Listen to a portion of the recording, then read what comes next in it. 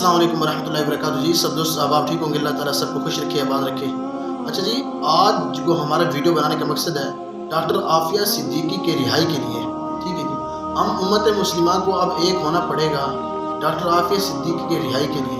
ہمیں گلی کوچوں میں صرف ایک ہی آواز اور ایک ہی ٹرینڈ چلائیں کہ ڈاکٹر عافیہ صدیقی کو رہا کرو۔ ہمیں ایک ہی ٹرینڈ چلانا چاہیے سوشل میڈیا پر بھی اور فیس بک، جتنے بھی یعنی کہ سوشل میڈیا کے ایپس ہیں، ہم ان سب پر چاہیے کہ ڈاکٹر عافیہ صدیقی کو ادا کرتے ہیں۔ جماعت اسلامی کے جو کہ سینیٹر ہیں اور مشتاق احمد صاحب، اللہ تعالیٰ ان کی عمر میں برکتیں عطا فرمائے، انہیں بھرپور ڈاکٹر عافیہ صدیقی کے رہائی کے لیے ابھی بھی کوششیں جاری کر رہی ہے جماعت اسلامی۔